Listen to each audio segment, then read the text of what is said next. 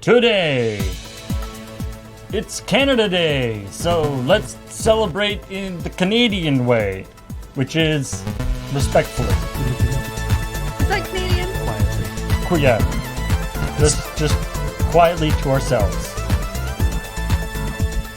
Let's do our... Keep your fireworks inside the building. Yeah, let's do our fireworks the night before, which was weird. No, they always do them the night before. I promise you, they do them the night before, and a lot of times they'll also do them the night of. Because Really? people are excitable.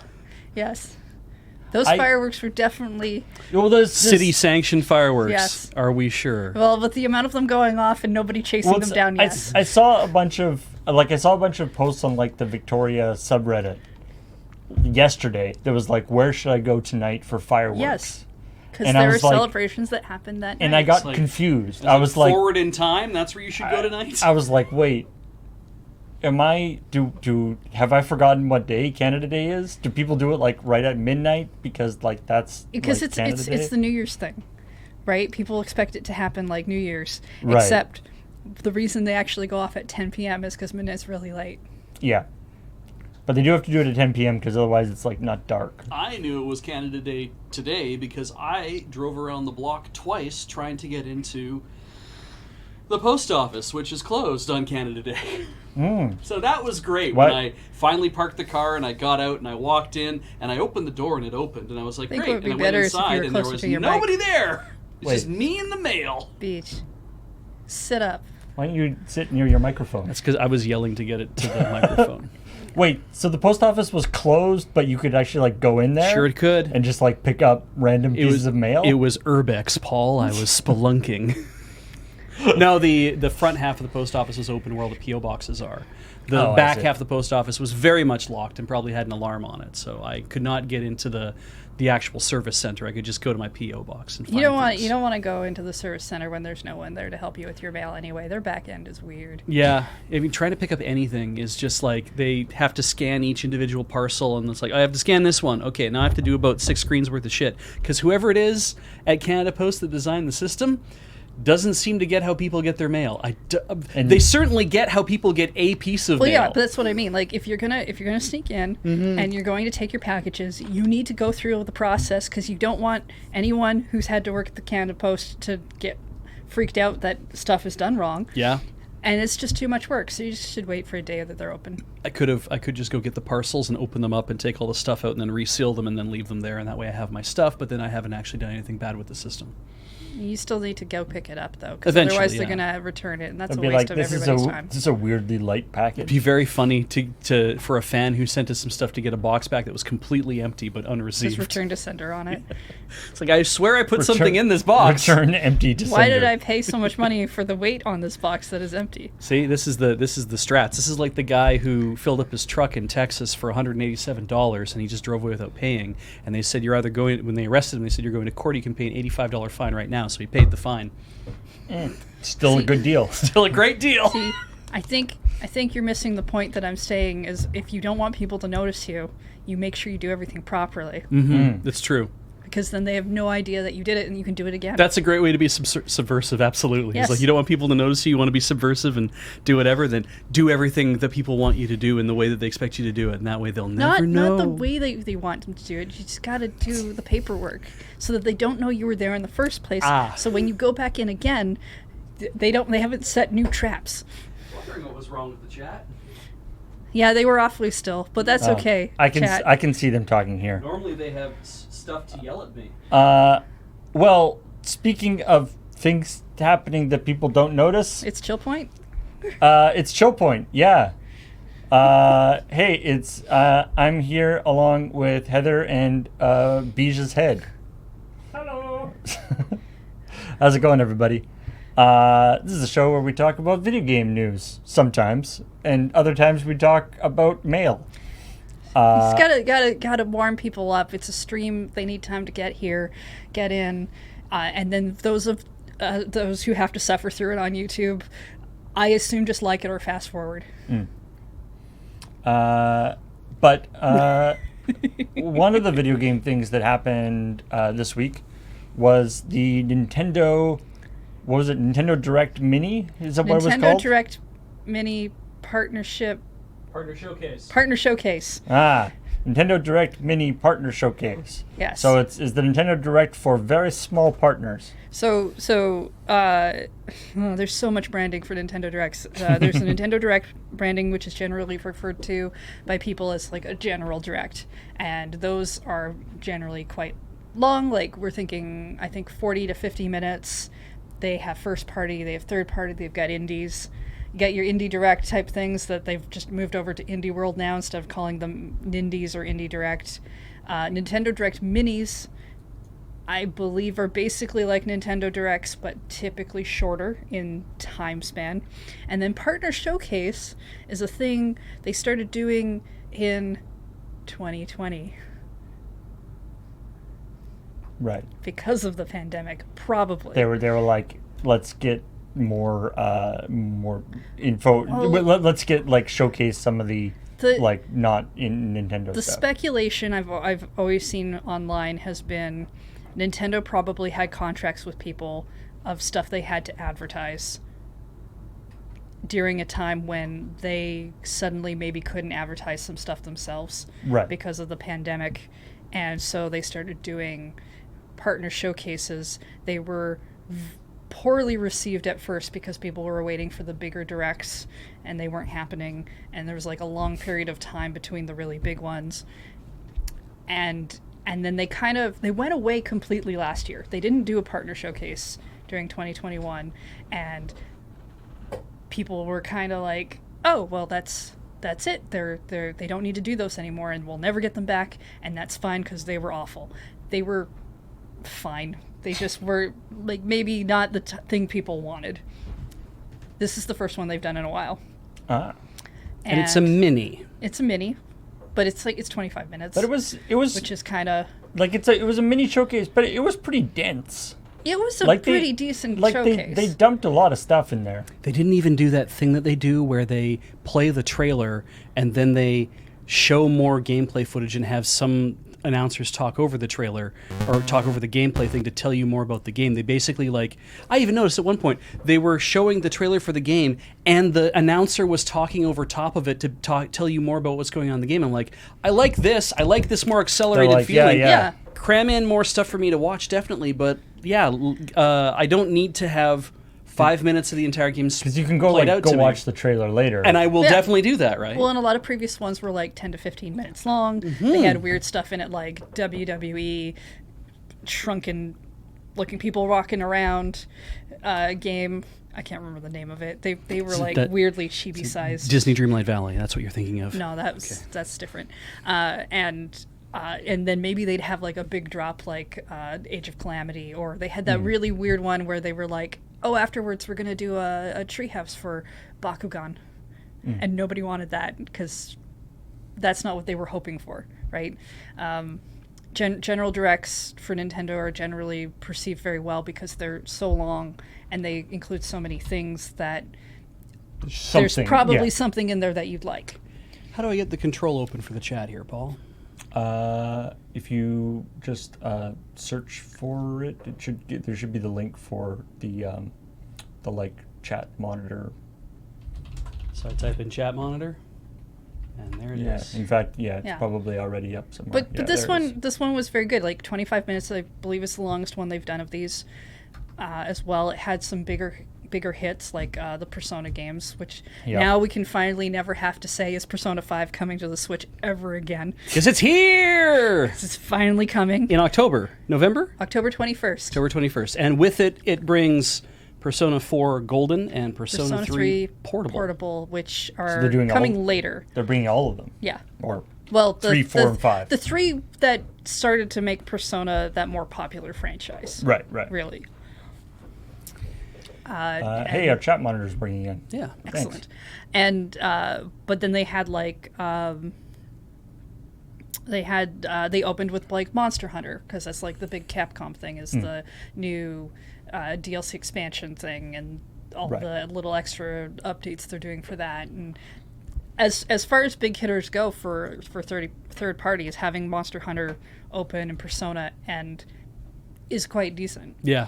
It And was, then they it had was a like the banger of a Mario show. Rabbids in the middle. Yep, they showed off the new the we got more info about the new Mario Rabbids game, where we get to see Rosalina and Rosalina Rabbid and They Bowser. haven't actually shown Rosalina. Oh, they've only shown the Rosalina Rabbid. Rabbid. So some people are speculating the villain might be Rosalina herself. Ooh. There's Bowser, who uses a Bowzooka, Great. Good. Yes. and Top notch. I'm really hoping there's going to be a Bowser Rabbid, because what? Oh, that would be fantastic. But like, because I mean, there's always the thing with like the Rabbids have like these like weird like funhouse versions of personalities. That's of a great way of putting it. Yeah. And of the characters. So like, what Bowser would be like filtered through the Rabbid thing would be kind of interesting. I think That's like 3 days of discussion at the producers' table. Being like, we have to decide just put in Bowser. Just don't do a Rabbid Bowser. That's the implications are just. I do like that. Apparently, the interpretation for Rabbid Rosalina is just like super bored. Yeah. And pissed off. Yeah. it's my favorite. She just wants to read a book and doesn't want to have anything to do with the world, and I'm very here for that move. I think if Bowser is like Bowser's thing is wahaha, I'm the big bad. I'm gonna kidnap the princess. I'm gonna like steal that whole thing and make trouble for Mario. I think that Rabbid Bowser is mwahaha. I'm just stealing shit. I just walk around and pick things up and like, Which is like keep them for myself. Kind of what Rabbids do anyway. Yeah. Though. Or wait, what if he's more like the Bowser we saw during that one Nintendo Direct where he came in to try to present, where he's just like very business-like. Yeah. He's like He's trying to do the thing hello, properly. Business I'm here. Bowser. Yeah. I'd be up for a business Bowser. Oh yeah, he's a lot more corporate. He's a mean CPO kind of. Actually, it'd be just funny if they just base Rabbid Bowser on Doug Bowser, and nobody would know except Doug Bowser. But And it's also not grid based, which is interesting. Yeah, it's, To be honest, like a weird freeform. Yeah, I don't know how well that'll work, but yeah. It seems really interesting to me because I believe it's also like you can just kind of run around the map until you actually engage with enemies, and then you kind of turn into a turn-based. Well, that's system. how it was in the previous one. You could like you could just like run around and do stuff, and then But it was all and then you would like go grid-based, into. and you had to time it right Well, but like in the levels. but in the level, like you could just run around in the levels. It wasn't. You didn't have to. It wasn't turn-based when you were not in a fight. It's been so long since I've played. I can't. right when know the if I fight when the dispute fight this or was not. over, you could move around because you had to get to the next part to But wasn't start the all fight still again, I think. turn grid-based? It was still in all that? turn and grid based, but it was like, but once the fight was over, it was like, okay, the fight is over, and then I believe you had to move to the exit so you could move on to the next screen. Wasn't that how it worked? But like when you weren't actively like in a fight, you could just run around. Yeah, but I thought that was like the overworld. Yeah. Well, the not in a fight world. Yeah, but that's just basically the hub world then that you could run around in. This looks like it's more like it's a much larger world, and you have to touch an enemy in order to enter into the turn-based fighting thing. Well, because like there was like little like battle arenas in Rabbids, right? That were like separate. She's gonna know. Talk to her about that. It's been so long since you played. go into like the little there's like a sections of the level that are like the battle arenas that you go into, and then it goes into turn-based. But otherwise, it isn't turn-based. I guess Anyway, I don't remember, but whatever still, the case, new it's thing looks different fun. now. Yeah, It looks different.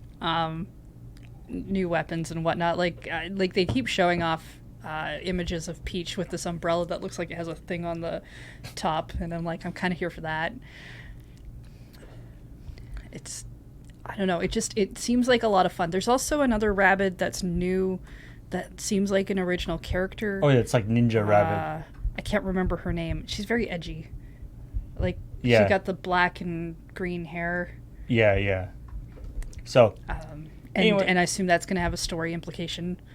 yeah, such as it is. I mean, the story is relatively perfunctory, but it was a fun. Like I thoroughly enjoyed the first Rabbids game, or the Mario and Rabbids. So yeah, I'm here for it. More of that. And if you were like, oh man, this Direct was just full of things we already heard about and we already knew was coming. Well, let me tell you, Harvest Stella is definitely not a thing I think anybody saw coming.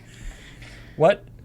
I was saying, Heather, my interpretation of this is like Stardew Valley, but you have to fight God. You have to kill God. Have you ever played Like- Rune Factory? No. I because haven't. it's very much But- Rune Factory with a bigger budget.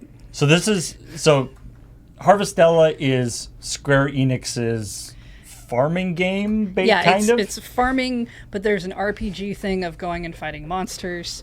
Yeah. Do not think about this as being like Stardew Valley, or do not think about this being like Harvest Moon. Like this is like Rune Factory. Yeah, This is, yeah. In Rune Factory, it's that same thing where you generally, like, you're new in town, you probably lose your memory. I've only really played the beginning of 4, so I mean, you probably lose your memory. But the balance is between you have to farm your little plot Yeah, of land, you- but you also have to do some dungeon crawling. yeah, and then of course you go and you find your waifus, Yeah. Right. Yeah. which I'm assuming the Harvestella better important. have waifus. Here's the Harvestella trailer. It looks very pretty. It's very pretty. I mean, when you know, they first showed if this- Square Enix knows how to do anything, it's make things Yeah, look pretty. when Yeah. they first showed this, I thought they were doing a Bravely Default Harvest Moon thing, just based on the character art, and I was kind of here for that because I like the Bravely Default look. I don't want to play the games. Vegetable muffin, Mm-hmm. You know, and then it's also just like fighting. yeah, People are, I think people are understandably very excited for this because it's like there are people who love Rune Factory and are going to be like, man, I really want to play this. I want to do this. There's all these different environments, all these different things you can do. To be honest, if people said that this was like an upcoming Final Fantasy 14 expansion, I would probably believe them. yeah. Like, I don't know, like that game seems to have like everything in it at various times. Yeah, right? Yeah, so the Quietus is the world-ending event thing that you're trying to avoid, Right. apparently, which leads credence to that whole thing of like what you were saying, where you're like, oh, but you have to fight God at the end. I'm like, well, yeah, probably. It's Square Enix. Yeah, like that's the like the Square Enix twist on the farming. You know, sometimes you just want to farm for a while, and sometimes you want to punch God in the face. Yeah. If you get enough turnips, you can do both. Yeah, you can do so much with turnips. Yeah, that the giant like frozen explosion in the background seems bad. Yeah. I mean, I don't know how I feel about the name, but it Harvestella. also feels like the more normal Square Enix name I've ever seen on a thing. So Yeah. I don't know. Stella! So yeah, that was one of the cool surprisey type things. There was also, now I don't know if this was like a new thing, It was new for me, Um, definitely. but there's a game called Blanc, It looks so cute. which is a new game from Gearbox. Well, Gearbox is publishing it. Cassius Lundi. I don't know. I haven't heard if they've done other stuff, but it's basically an adorable dog and a fawn. Wolf. Or wolf, Right, it's a wolf and a deer. a wolf and a deer that are the And, best of friends. It's my understanding is it's It's all- 2-player as well. It's like a co-op thing. It's a co-op game.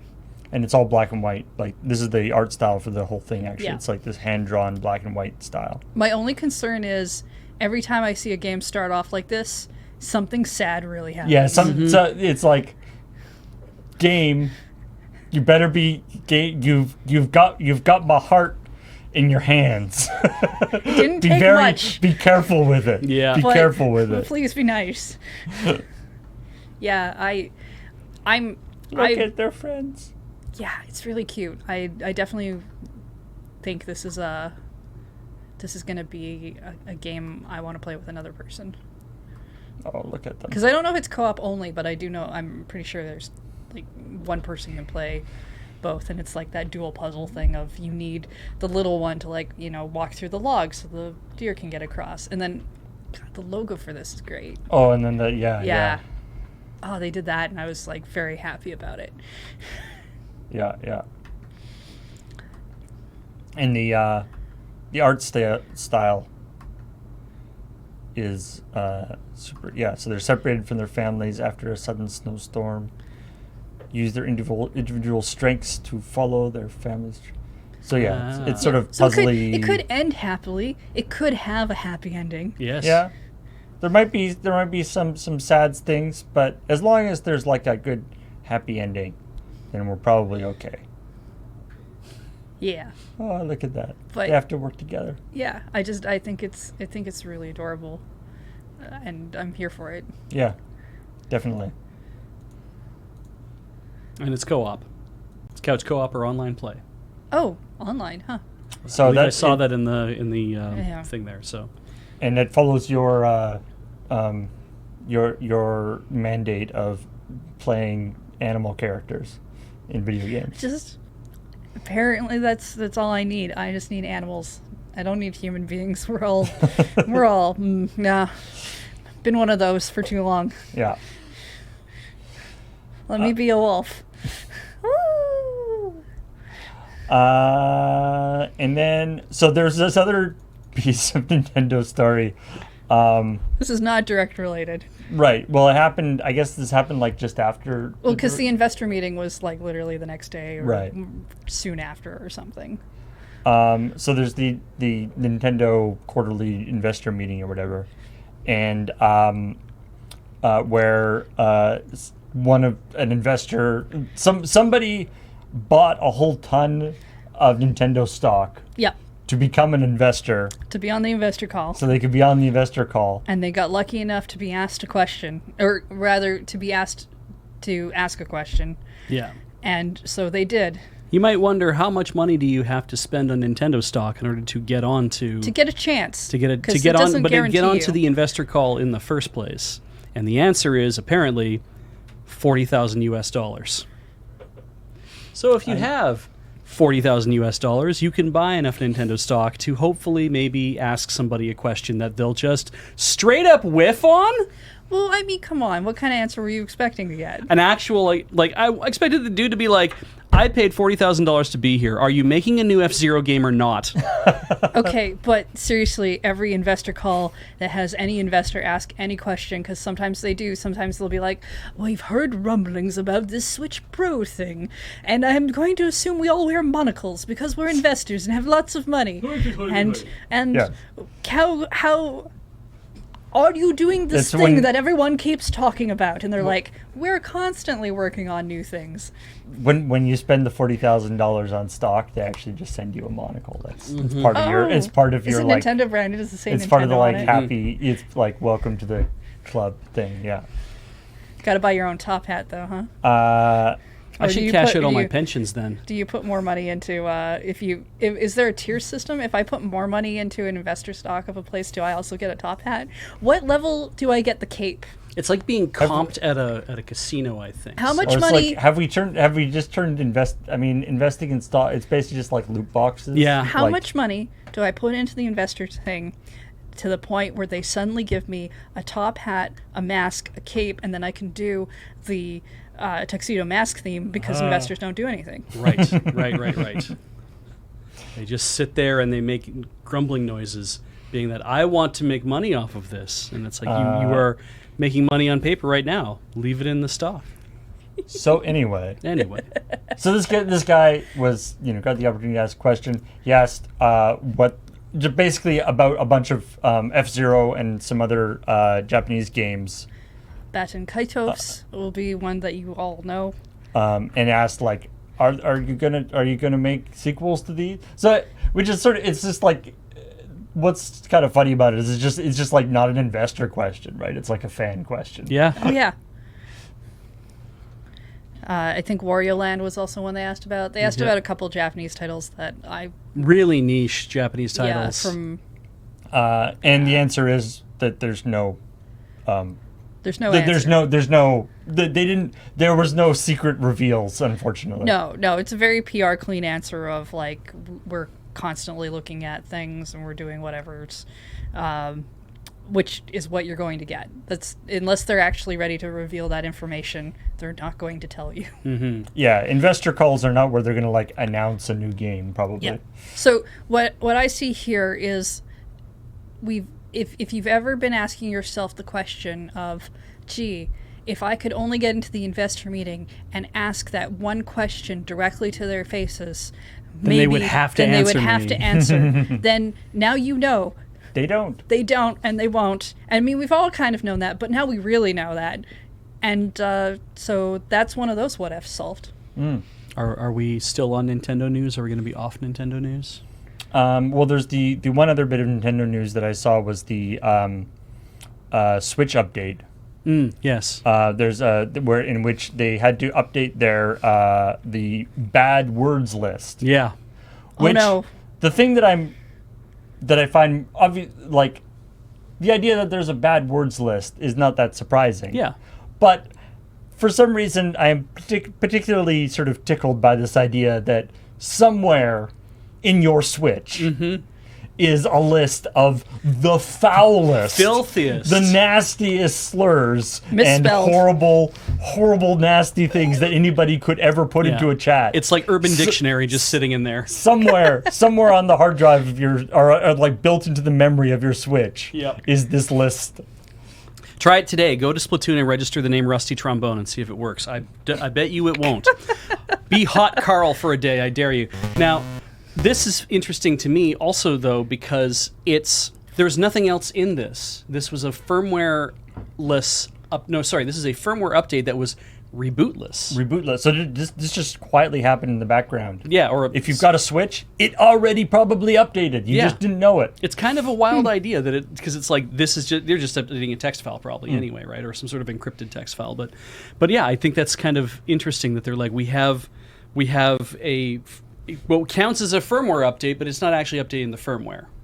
So yeah, like any other company, they can just push stuff to the... And it is silently installed, so it won't even be like, And hey. they don't increment the version number. Nope. Oh, interesting. I was not aware rebootless update was a thing you could do. And they've already done it once before, in fact. Oh. Yeah, the bad words list has been updated a few times already. I can imagine. Yeah. Well, People always keep coming up with new bad words. Yeah, and the internet's very creative, and it's really hard to stay ahead of that. It's also things like lists of terrorist organizations. So you can't be on and be like, I want to be ISIS, and just to cause people, like distress, like... I love the idea now that it's like, because Nintendo, of course, for the longest time, had basically,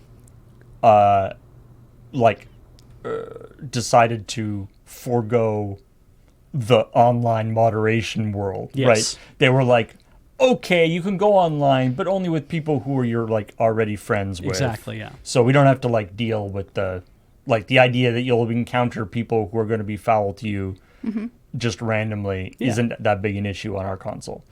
And for the longest time, they were like, that's what we're going to do. That's our online strategy. And now that they've finally opened things up and started to actually have to have these bad word lists and start to have this more moderation stuff, I love the idea that it's like Nintendo's, it's like now Nintendo, like Sony and Microsoft, has to maintain a list of active terrorist organizations. I mean, I know you'd be forgiven for missing out on the system, but they had to start that with the Wii U because they brought in Miiverse. Yeah. Oh, right, of course. And that was their online forum, and it might be their place, but it still needs to be curated. Yeah, absolutely. The okay, so another piece of Nintendo news that we didn't have on the list, but it occurs to me that I think is interesting anyway, is that Crayon Shin-chan is getting a video game for the Switch. And what is that? So Crayon Shin-chan is an anime It's about a very vulgar little boy who goes around taking his pants off and doing the elephant dance. This has been a long running series. It's kind of changed in but it's about a kid who's I'm doing this thing, anyway. So he, but it's a small child and it's really bizarrely drawn. But the game that he's getting for the Switch, that's going to be, it's already come out, but they're going to be doing a Western release, which is what got me. I'm like, they're doing a Western release? Is called Me and the Professor during summer vacation, and it's about he comes to he and his parents go on a business trip for the summer. Kind of a swerve for Professor Layton. It's odd. It's like they go on this business trip to Kyushu from where he normally lives. They've now gone to this little town in Kyushu, and it's a very bucolic kind of very My Neighbor Totoro feeling kind of location, and he's running around and he can catch bugs and he can like go play little games and stuff, and there's like it's just kind of like what it's like to be a Animal small Crossing almost. what it's like to be a small child in the middle of like semi-rural Japan doing all the wonderful summer things that you imagine small children are doing. Instead they're just staying inside and playing this video game. And but he meets a mysterious old man with a weird face who's like gives you a camera and be like, I need you to take pictures of all the stuff I'm going to do. And it's like, boy, that's weird. And then a dinosaur shows up and it's walking around town, and like it's just this really weird kind of show. It's like a big, it's like a big dinosaur, giant thing just slowly walking, and nobody cares. Yeah, they're just like, oh yeah. Everyone's It's like, is this like, a robot dinosaur? Is it a real dinosaur? Like, what's going on here? And also like the kids in town look suspiciously like his friends from his town, and it's like, so what's going on here? And this is on Nintendo Life. If you want to actually see the thing, you have to look for Shin-Chan. But anyway, what's interesting about it is it's being done by the people who did Attack of the Friday Monsters and My Summer Vacation, which are things that came out on the 3DS that like Heather had shown me these things, and they were very small feeling games and very like isolated environments, but very like heavy on the kid imagination kind of thing. They were not like $60 games. They're like very they were very expensive cheap. games, Attack of the Friday Monsters, A Tokyo Tale, I think is the full title, is this little 3DS game that was only on the eShop that has a bit of a card game element to it, but not like a complicated card game. It's very like paper, rock, scissors type thing, and you're unsure for the longest time if giant monsters and Sentai are actually just showing up in your town and having fights, because it seems like they are, but you're also playing children who might be pretending that that's what's happening. And every Friday is when the monsters show up, and then the giant like robot comes in to fight the monster. And as you're playing this card game, none of the adults ever seem to comment on it one way or the other. So yeah, it's a neat little game. It's very short. I think it's worth it as an experience if you can manage to get it downloaded on a 3DS at this point. I just thought it was super cool that it's like this development studio that have made these little games about this have basically now made a much larger game about the same thing, and then they got to slap Crayon Shin-Chan on it for whatever, however that worked out. So I was like, that's cool. That's coming to the West. This completely kind of impenetrable Japanese game is going to come to the West. So this game has been out for a while in Japan. Apparently, I think it's going to come to Japan, or it's already been out in Japan like for a brief amount of time already. But they've already announced it's coming to the West, and it's like presumably like digital only release. I probably maybe hard to say. Sometimes I can't keep track of like there used to be like a method where you were like, oh, there's no way they're going to put that out physically, and now I just can't tell anymore. I just have no clue. Well, speaking of weird games that you didn't expect to ever see. Yeah, you didn't expect to ever see. Y'all have phones? Doesn't everybody have a phone? I got a phone. No. Yeah, but we're not supposed to bring them out on. Yeah, wrong phone. Wrong phone. Wrong kind of phone. I don't. This is what a phone is. Yeah. Phones have always been like this. Do I need a flip phone? Possibly. Oh my. So, Doom is a game. Yep. I've seen it on many McDonald's kiosks. That has come out on many, many different devices, including the like weirdly unnecessarily good Doom RPG that was released for like feature phones. Okay, but like what? 2005. Hexen is like a this Doom is not RPG. 2000. Yeah, 2005. What do you mean feature phone? Like Hexen is like a Doom RPG. You run around and you hit things with whatever, and you can power what is yourself a feature up. phone? So feature phone is like what phones were before iPhones. So like before we called them smartphones? Before they had like touch screens and stuff. Okay. We're talking like the phones, the little screen phones. Yeah. Yeah, I had one. It's a deep pad. After the standard like Nokia candy bar age of phone, like when we got into flip phone or like phones that are like a BlackBerry, like those are feature phones, like pre-smartphone full touch screen things. All right. Okay. So they're not very powerful, as you might think, I guess. Yeah, from experience, yes. Not powerful enough, at least, to run Doom. The regular Doom. Okay.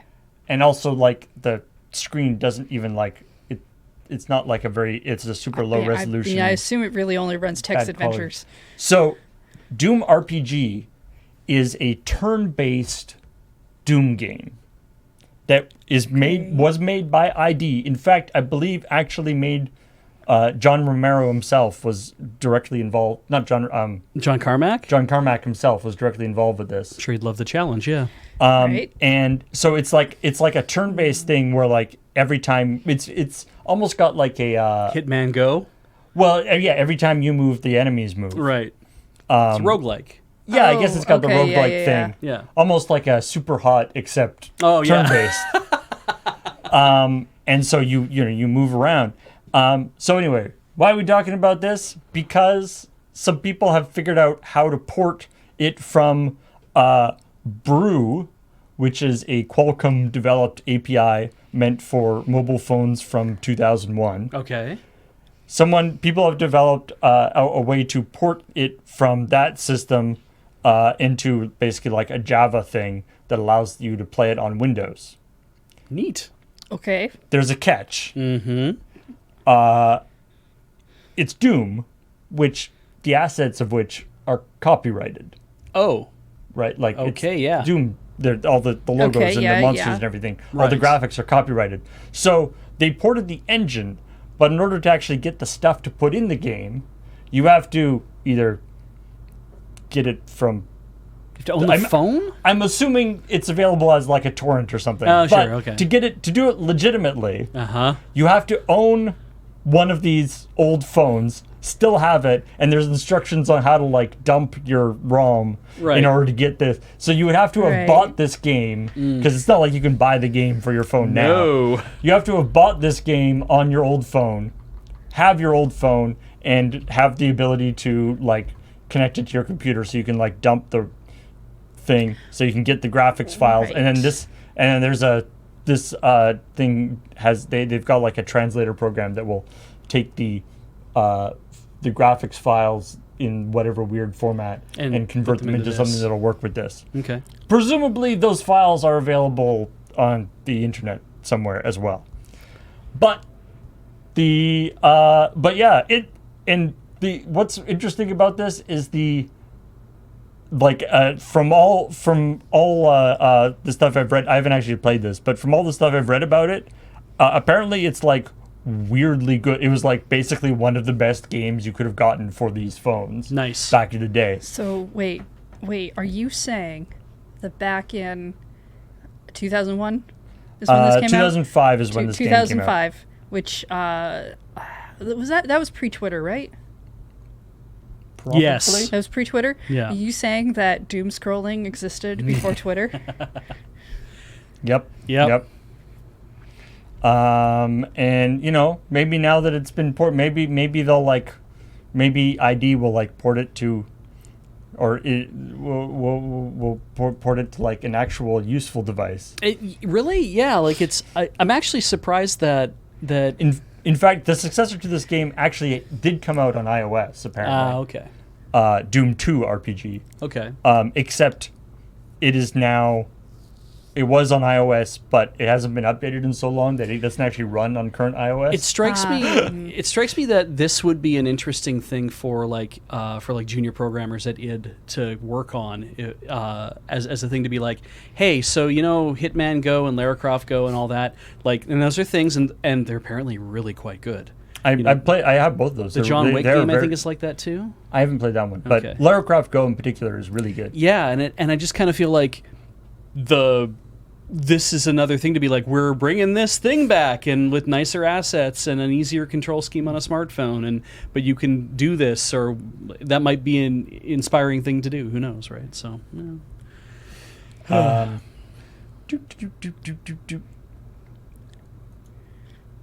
Do you want Kirby car cake? Oh yeah, that looks real good. I don't know if I want to eat that much fondant. It's probably like 90% fondant. The Kirby Cafe, It looks so shiny. which is a thing Ooh, that I didn't pizza know parfait. existed. Is not a pop-up thing either. It's Nope, like it's that a is- permanent thing. That is Oh, is a, it permanent? Because I know they do quite a number of Pop-up cafes. Yeah. the Kirby Cafe. They've released a whole line of stuff to go along with the. One might say a menu. Yes. a selection of food items which you can purchase. I love this little story. Summer is returning to the Kirby Cafe. Thinking of warmer months, Chef Kawasaki has created a special menu. As a Waddle Dee, filled with great excitement, wandered through the forest, saw tons of lush, ripe peaches. Huh, that pink round peach reminds me of something. Then came Kirby, who was looking forward to the summer menu more than anyone else. That's right, that peach just looks just like Kirby. Happy to have solved the riddle, Kirby smiled brightly at the Waddle Dee, while the Waddle Dee imagined eating Kirby. It's a Gazing peach. at this glorious summer scene with tons of juicy peaches ready to be eaten, he couldn't help but imagine dozens of tasty treats. Peach parfait, sparkling soda, blue jelly sparkling like the ocean.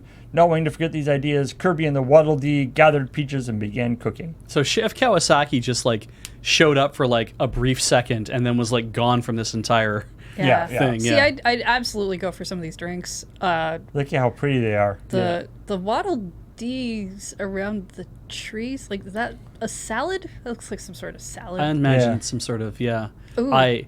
Kirby plate's good. I am in love with the King DDD full tummy massive beast frying pan. Yeah. Yeah. There's something about just like the fact, even though this is just like a pile of like, cooked meats and stuff. Yeah. It's like arrayed in such a way that makes it look like a video game thing. Well, like and it's such a.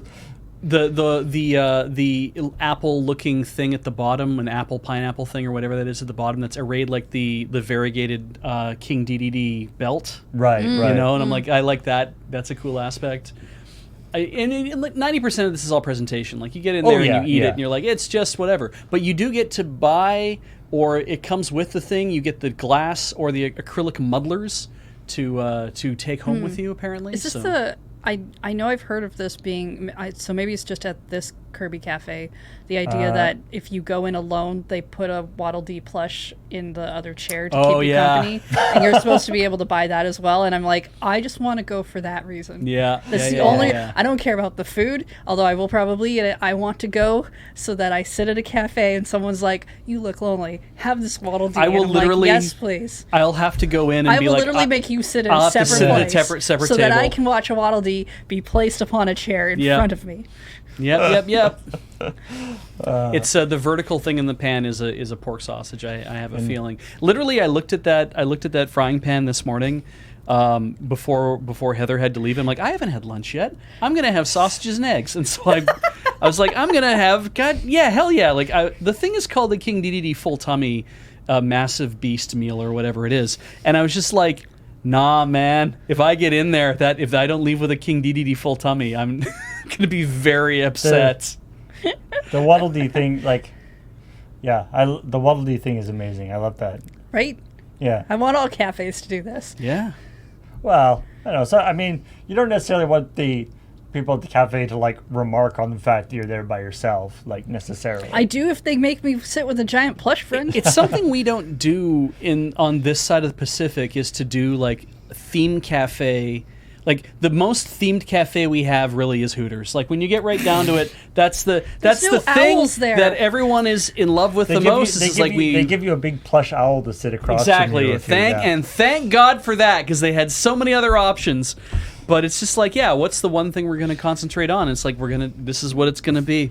So we used to have Bullwinkles. We used to have there was an Archie restaurant chain for a while, and it's like, no, we abandoned all that shit, and now it's just titties on toast. Like, Yeah, no, I'm Chad's right. American Girl Dolls cafe thing is a thing.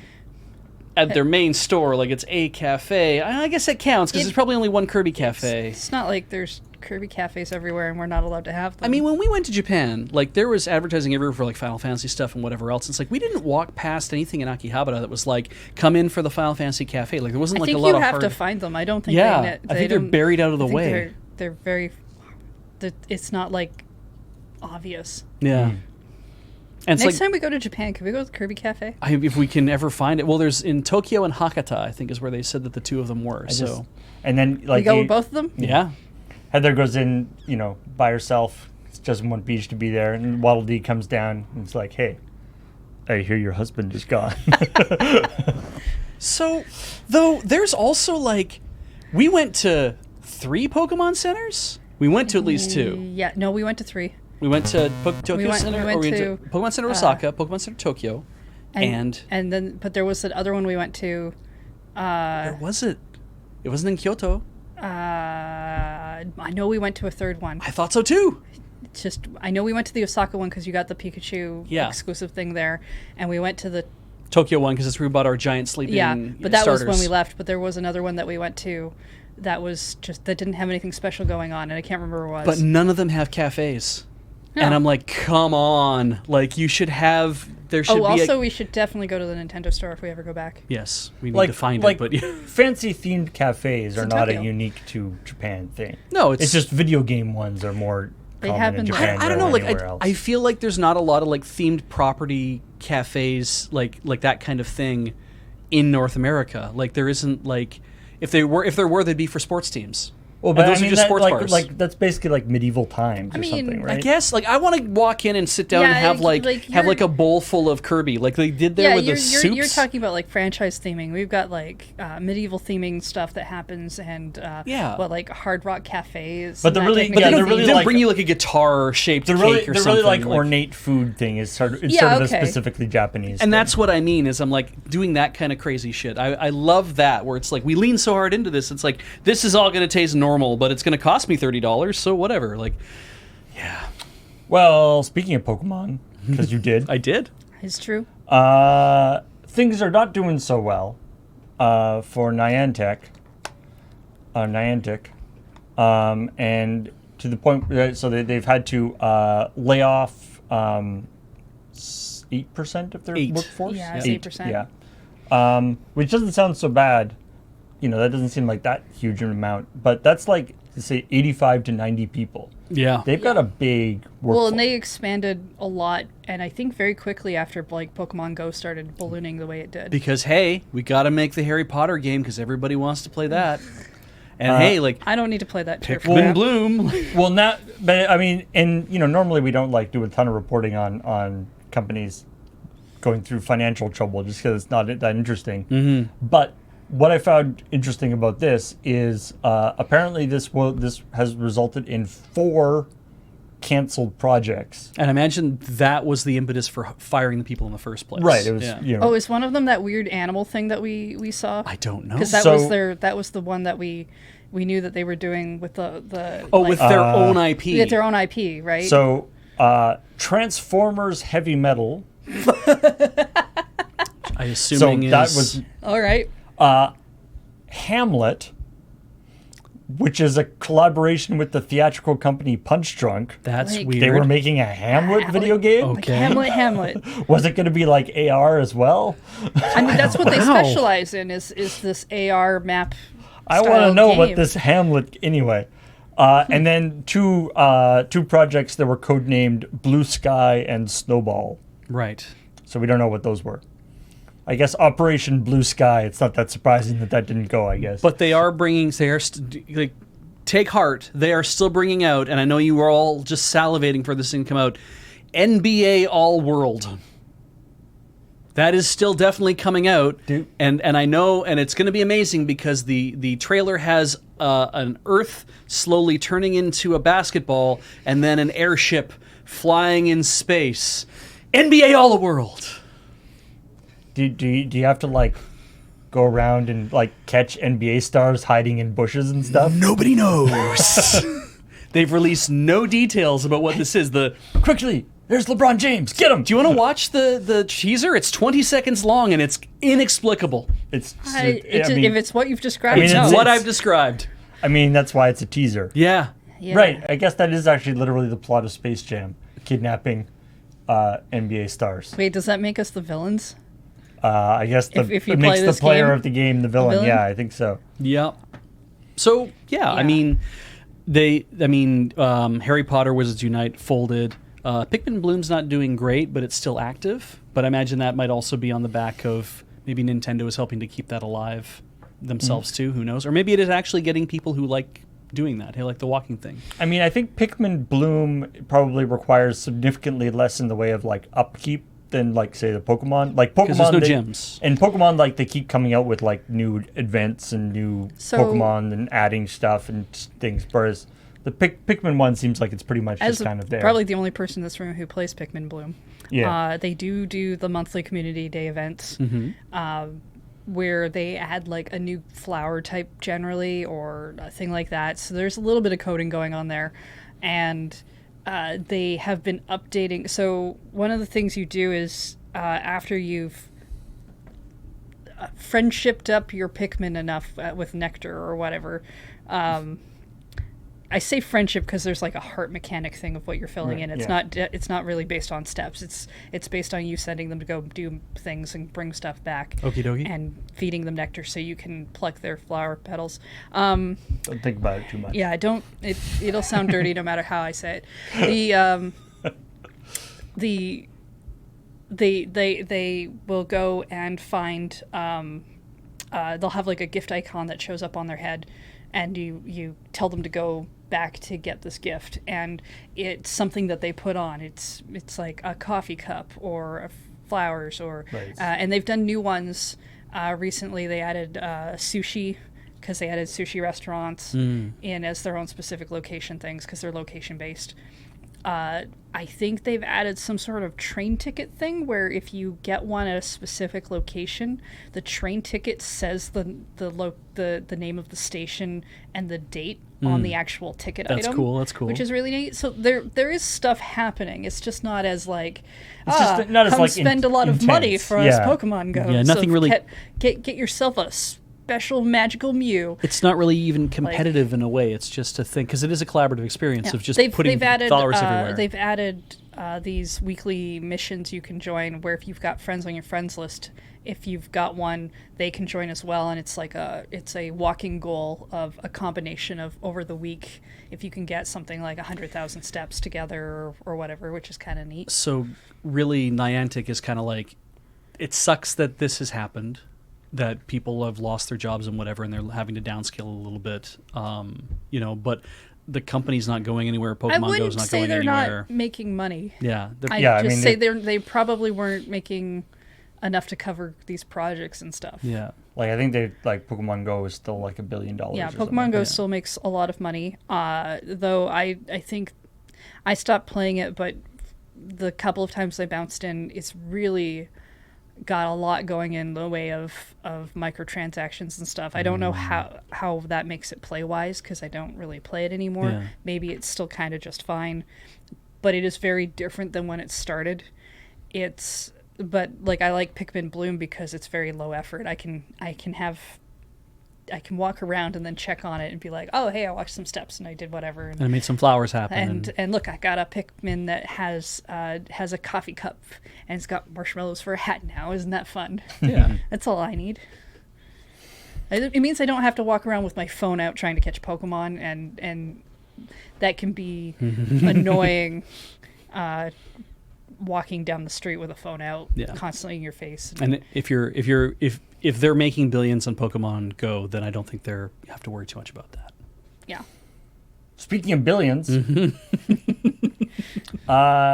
Fire Emblem Heroes, the mobile game, is Nintendo's first mobile game to pass $1 billion in spending in the game. It is probably also the first Fire Emblem game. It is, in fact, the highest grossing Fire Emblem game ever. Well, yes. I mean...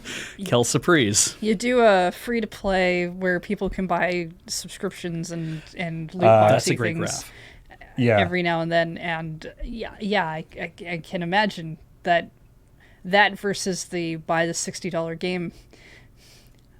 And, this is like, if we look at... look at the graph here of stuff. I mean, this is the thing. This is Fire Emblem Heroes versus all the other Nintendo mobile games. It's a good waifu game. Like it's Yeah. It's top notch. Like Yeah, God, Dr. Mario did not. I mean, Dr. Mario's not available anymore. They got rid of that, and I think Dragalia Lost is getting canceled this year. Well, it's done. Yeah, 168. And it's coming. Yeah. It's coming down. The Super Mario Run game. It was a one-time purchase game. Yeah. It was you downloaded it for free, and like the first world area was a thing you could try out, and then you paid to unlock the rest of the game. It's free to start. I don't even know if the damn thing still Animal runs on Crossing iOS. was free to play, and was generally fine with like buy some stuff and then do whatever for a bit, and then they added loot boxes in the form of fortune cookies eventually, And then they really started adding- pushing more on that. And then they added the subscription plans to get fortune cookies. Yeah. Yeah. Which they did after Mario Kart Tour came out, because Mario Kart Tour is very aggressive in its monetization, and yet still Clearly not enough. well. Or I the think, wrong I kind think of it's so monetization. aggressive it actually turns people off. So Plus, it's not that great of a Mario Kart It's- game. It's not what you want. it's weird, right? Because like out of all of the mobile games that they've put out, and this and Fire Emblem Heroes is made in conjunction with Intelligent Systems, I think.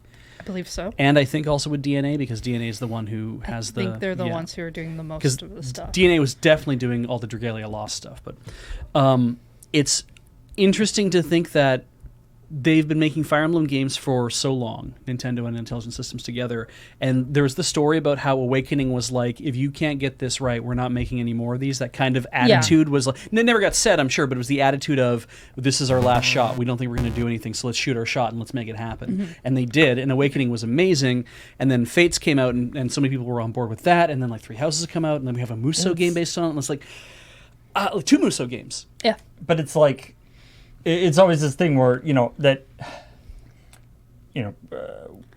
those consumers, we don't like, the gacha game, the DLC thing. It's not great, Yeah. but it's kind of hard to argue with it, Yeah, right? that's It's what like- I'm coming to, right? Yeah. I mean, I also think that the Fire Emblem gacha game, like, I don't really play it anymore, but when I did play it, it was Fire Emblem. It's a smaller, condensed version of the turn-based tactics thing Yeah. than you get out of It's so deep, too. a Fire Emblem game, but like the gameplay was there. Yeah. I liked being able to play Right, around in about 3 minutes. Mario Kart on the phone isn't a lot of fun in terms of like what you want out of a Mario Kart game. Animal Crossing on the phone isn't a lot of fun as what you actually want out of a full-fledged Animal Crossing game. But Fire Emblem is still mechanically Fire Emblem. Yeah. So, you can't just put anything out there. Like, it actually has to be a good Dragalia game. Lost is an original IP they tried to do a thing with. Yeah. And I don't know how that plays because I never got around to it. And I didn't I care. wasn't that interested, Dr. yeah. Mario changed the way that they did the game into like stuff floating up instead of coming down, and a lot of people didn't like that. That's not what they wanted from a Dr. Mario. The only thing Super Mario Rush is like, Run. okay, run is like, okay, I can kind of get it, but still it's kind of a runner because all you're doing is controlling the jumping, and it's not what you want from a Mario game. But Fire Emblem Heroes is still, I'm on a grid, I have these things, I have the triangle, Everybody has powers. I know what I'm doing. Yeah. And yeah, it's got some gotcha stuff, and they've definitely added some weird stuff with like hot springs and whatever theater things that I have no idea. I played what it a the lot. heck I can is tell you going all on, about all because that. I stopped playing way before then. But at its core, it still has the gameplay I want to play out of a game that is that.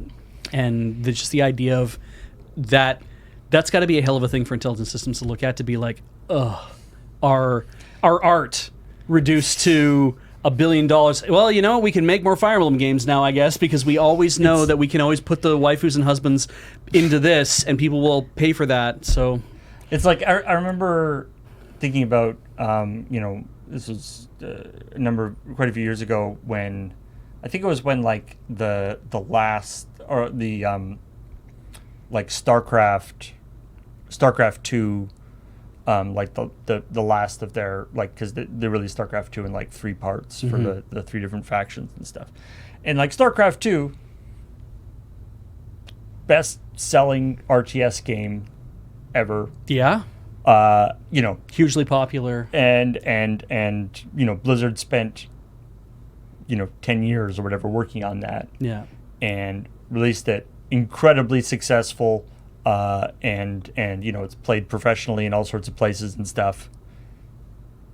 Like 2 months of WoW subscriptions made more money than it did. Yeah. Yeah. And so it's like, wait, if you're Blizzard, you're like, so I guess we just do more WoW? Yeah, right? It's like, how do we do this? It's like, we could do the thing that is like cool and creative fulfilling, or we could do the thing that actually makes us money. Yeah, the thing where we Yeah. the stuff that we need in order to pay all the people who are here, and then it becomes this weird thing of like, are we really just making a thing so we can sell it so that we can afford to pay the people who make the things so they can make more of the things so we can sell? And like, that's capitalism, baby. Like that's how it all works. Yeah, I mean, we have this discussion internally quite often about like there. If we went with just the stuff that made us money, we'd be very different at Loading Ready Run. There'd be definitely a lot of things we wouldn't make. Now, granted, a lot of the things that make us money are things that many people within the company actually want to do. So you're lucky in that regard. But there's a bunch of stuff that does not drive numbers, does not do whatever, doesn't make hardly anything, but we enjoy it and we still make it. Yeah. And we're very lucky that we get to do that. Patreon.com. Patreon.com/Loading Ready Run. Well, and that's you know, but that's the thing. Yeah, it's being able to make stuff that isn't necessarily like good for ads or whatever. Yeah.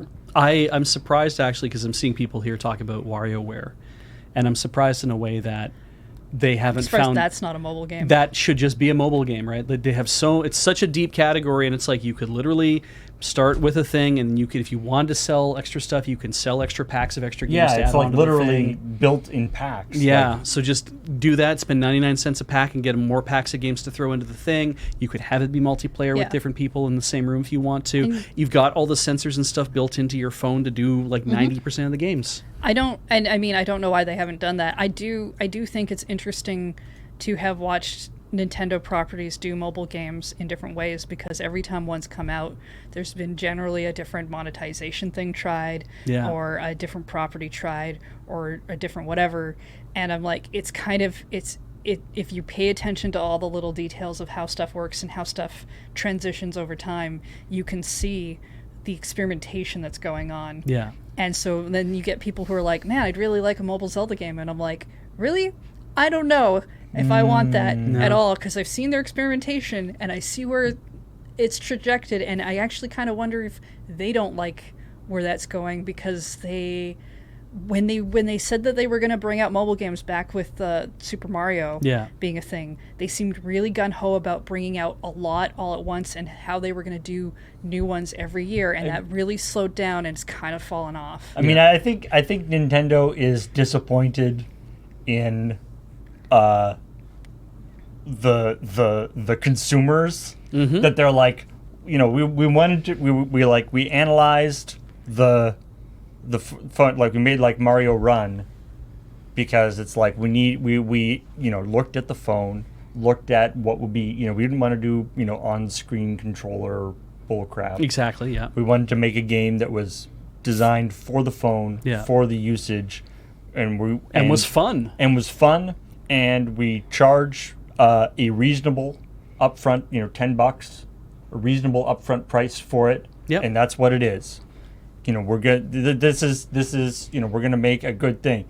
Doesn't do very well. Yeah, and gotcha game, $1 billion. Dragalia Lost, in fact, a couple years ago had a thing out. There was an article that said that if they had been allowed to, they could have monetized it to make more money, and Nintendo told them not to. Told them to pull back some of those things. And I think that also is then very telling too, because it's like, well, Dragalia Lost is wrapping up. Okay, fine.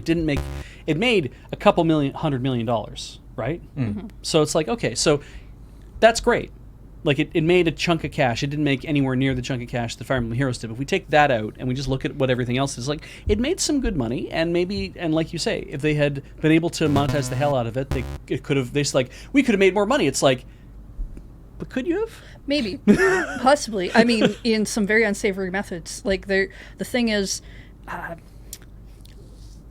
there are there are psychological methods at work in some designs that are set, and people talk about things, and they try to set things up in a way that that tries to be like, well, don't worry, we've set up this game, and the people who are really paying for it are the whales, but chances are good the people that are whales are actually people who can't afford that kind of thing, who are having money extracted from them because it's an addiction. And they can't deal. And is that really ethical? Yeah. Yeah. It's like, and given that microtransactions and this kind of stuff seems to be here to stay, where that line is in terms of how exploitive a game is a really tricky thing that companies have to. It's basically the company has to like square it with their own. Whatever passes for a conscience in a company, which is, I guess, shareholders. I don't know. Whatever it is in terms of, like, I guess. Well, but I guess, like, the version of conscience for a company is like your public perception. Yeah. And so it's like, do you want to be perceived as whatever? Yeah. Is it worth how much ever money you're leaving on the table? I've always been fond of the payment method that they did with Pokemon Picross on the 3DS. Oh, that was good. Which was the game is $40. The game is free. Yeah, it's a free download. Yeah, and every time you play or you do certain things, you could get little energy bits that you would need to unlock another puzzle to be able to play it. And then if you finish that puzzle, maybe you'd get some more energy, and then there would become a point where you clearly needed more, and you could play the waiting game of just checking in every day to try to get more and carve your way out. Or you could pay $10 or $20 or just $40 for the full unlock and that kind of thing. And there was a cap. There was a point where after you paid so much money, it just unlocked stuff, and they said, great, no, you don't pay anymore. Yeah, no, there's nothing that's going to cost anymore. Like when I played it, because I was trying to do the free thing, I ended up paying about $20, because I think 40 was the cap, to unlock the rest of it while trying to do the free thing. Which meant I never unlocked like the unlimited whatevers, but I didn't need them in the end. Yeah, and when I was playing it, I was a little less gung-ho about it, so I managed to do as much of the game as I could for free.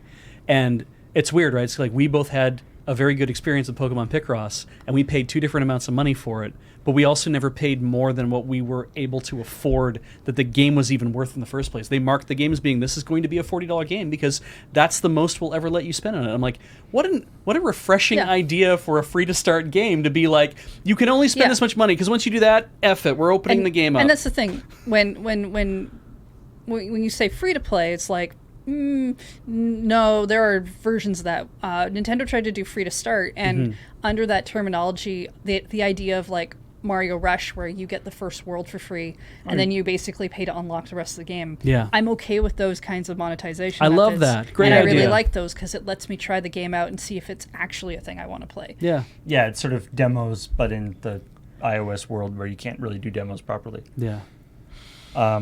Anyway. Speaking of lots of games, it's Atari's 50th anniversary. 50th anniversary of their death? Like, it's Sonic's 50th is Atari anniversary. Still alive? Last time I heard they made a weird hotel, or they were trying to. They are definitely owned by a company. There is a company that still exists called Atari. Uh-huh. How much relationship it has to the original Atari, who knows? Well, I mean, they definitely, for the trailer, interviewed all sorts of people from the original Atari and acted like they were the actual Atari, talking to people who were part of the original Atari and treating it like, it's like, aren't we great with all this, like we represent the modern Atari? It's like, I don't know, man. You're like 3 purchases deep at this point. Maybe you're not them anymore. But they're coming out with the Atari 50, the anniversary collection, which will include over 90 games. Yeah. They made that many games? From Atari 2600, 5200, 4800, ST, Jaguar, and Lynx. Yeah. So, I mean, when you're getting into Jaguar and Lynx, that's like... They had at least 10 games on those platforms. Well, but like those are like relatively, not modern, but those are like, post Super Nintendo They sure are, yeah. kind of things. Where, like, obviously you can fit a lot of Atari 2600 games because they're like 2K each. Exactly, or something. yeah. But yeah, there's And there's Sword Quest, Air World, Haunted Houses, Neo Breakout, Quadra Tank, You might be asking yourself, what are all these Yars things? Yeah, I'm Revenge. definitely asking that question. Yars. Those Revenge. are new Atari games. I don't believe you. Yeah, they've the people who work like the people who work at Atari. I'm going to assume it's them who's been making them. They made new versions of old games, and some like there's apparently in this collection new skinning, so you can play the original looking game, or you can play combat, which is the little tanks running around. You can play with a new skin on top that makes it still look like it's that old school like 8-bit life, but just with shadows and a little bit of updated texturing and stuff, and just enough to make it like kind of come over the whole. It looks retro, but it's today, Sorry. right? Like that kind of idea. I'm sorry. The only retro upgrade thing I want anymore is 2D HD. Yeah, no, It's got like scan like CRT filters and stuff in it too. It's being made by Digital Eclipse, yes, which is actually quite a they made the Mega Man Legacy Collection, SNK Anniversary Collection, Teenage Mutant Ninja Turtles Cowabunga Collection. Oh, so they're yeah, they pretty, do good work from what I understand. Yeah. So they're in pretty good hands Okay. because Atari's first party re-releases of their own titles have been a little bit. Yeah, I don't trust the name Questionable. Atari, but after what I've heard I've listened to a few interviews from them over the Teenage Mutant Ninja Turtle stuff, and after what I've heard people saying about that game, I'm like, those people sound trustworthy. So the what I thought was funny too is that Sword Quest Air World is the fourth game in a series. So 3 of the previous games had been made For like Atari, for the original Atari, like 50 years ago. Yeah, maybe the ST or whatever. I don't know where those were, but there was supposed to be a 4th game, and it never got made. It never came out, and so they worked with the notes, and I think with the dude who was originally working on it or whatever. It's like all in the little blurb to be like, you think we've made the 4th game finally. You think Shenmue was bad? Oh no. All the people waiting for the 4th of the. Yeah. Nice. Yeah, it's pretty cool. It's like I'm not going to get it, but like for a 50th anniversary collection of games to be like, here's 90 games that we made. Yeah. That's a huge legacy collection but also kind of it also shows that it's like most of these games kind of weren't Yeah. worth it at the time. Here's the thing. That's a lot of games. There's a lot of games on the NSO Yeah. thing as well. I'm not touching most of those. It's true. Yeah. A lot of those games weren't that good. It's just they're very of their time. I wonder if and that ET time is can in there. Stay where it is. They should put it in Speaking of TDHD though, Live Alive has a there. demo. Live Alive. No, it's Live Alive. Live Alive, I thought it was, wasn't it? Isn't it Live Alive? Anyway, it has a demo. It has a demo for the first few chapters, and it looks so pretty. Yeah. Yeah, Oh my that 2D, goodness. 3D thing. Yeah. No, the menus. Oh, Those yeah. menus, there's no way those are the original menus. Yeah, if you have a Switch, go download the Live Alive demo and have a look at. Even if you're not really into JRPGs, I played like about 10 minutes of the Twilight of Edo Japan Yeah. stage before I died. Oh, that was neat. And it was a really neat idea. So yeah, I'm so glad I'm getting that I one. downloaded that ROM like years ago when I was downloading like Japanese video game like ROMs because I'm like I'm going to play these all on my emulators and stuff. And I downloaded that and I started up and I was like, I can't understand a word of what's going on. So nope, and just never played See, it. here's why I think it's Live Alive. Okay. It's really it's supposed to be like Live a Life Yeah. because they're different stories. So if you go Live Alive, it works. I'm sure they said the name of the game in the place where they announced it. In whatever direct they announced in it the in. last direct, maybe. Yeah. I mean, But they're that's clearly that's how I'm deliberate. saying it. Like it's clearly deliberately, sort of a pun or whatever. Oh, yeah, like that, absolutely. in both pronunciations. Anyway, remember I was talking about how WoW makes a ton of money for Blizzard? Yeah. The problem that they've run into is that as well as being a very popular game, although maybe possibly on the downswing these days. Sure. It's had not quite up at the heights of its old popularity, but it's still very popular. Is that they got to keep creating content for it. Oh no. And you need a lot of people to churn out that content. This is what happens when you do a live service.